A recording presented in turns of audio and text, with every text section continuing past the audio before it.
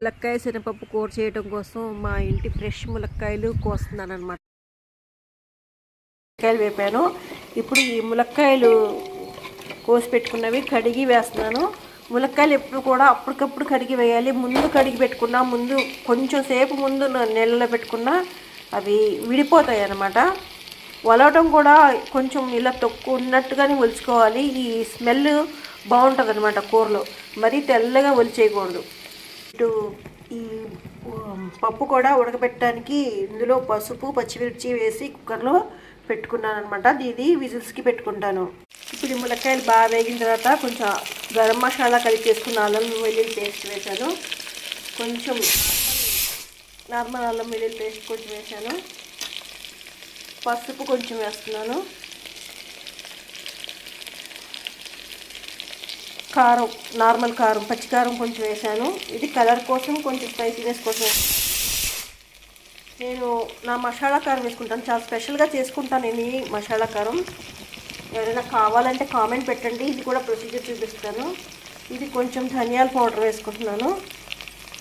ఇవన్నీ కలిపి కొంచెం వేగిన తర్వాత అప్పుడు వాటర్ వేసి ఈ ములక్కాయలు ఉడకనిస్తానమాట. కొంచెం సాల్ట్ కూడా వేస్తున్నాను. కొంచెం సాల్ట్ ఎక్కువ పడుతుంది, ఎందుకంటే మనం పప్పు కలుపుతున్నాం కాబట్టి. అసలు ఈ మసాలాలన్నీ వేసుకుంటే చాలా గుమగుమలాడిపోతుంది కూర. ఈ మసాలాలు లేకుండా కూడా వండొచ్చు, మామూలు కూరలా ఉంటుంది. ఇవన్నీ వేసుకుంటే కనుక శనగపప్పులో ఇవన్నీ టేస్ట్ కలిసి చాలా బాగుంటుంది అనమాట స్మెల్. మా ములక్కాయలు, మా చెట్టు ములక్కాయలు కూడా చాలా జ్యూసీగా, చాలా టేస్ట్గా ఉంటాయి. అందుకే ఈ కూర చాలా టేస్ట్గా ఉంటుంది అనమాట. ఇప్పుడు ఈ ములక్కాయలు బాగా మగ్గిపోయాయి. ఈ శనగపప్పు కూడా ఉడికిపోయింది మెత్తగా. ఇది కూడా ఇందులో వేసేస్తున్నాను అనమాట. ఇదిగోండి, ఇప్పుడు ఈ కూర రెడీ అయిపోయింది. శనగపప్పు కూడా కలిపేసి కాసేపు ఉంచాను. ఇప్పుడు కొంచెం కొత్తిమీర జల్లేసుకొని నేను స్టవ్ ఆఫ్ చేసుకుంటున్నాను.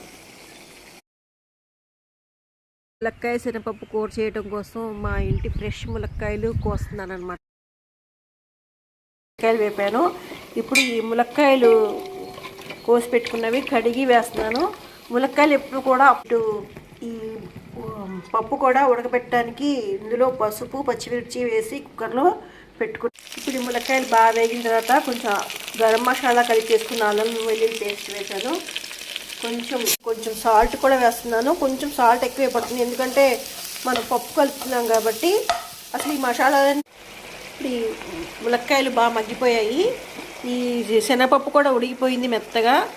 ఇది కూడా ఇదిగోండి, ఇప్పుడు ఈ కూర రెడీ అయిపోయింది. శనగపప్పు కూడా కలిపేసి కాసేపు ఉంచాను. ఇప్పుడు కొంచెం కొత్తిమీర జల్లి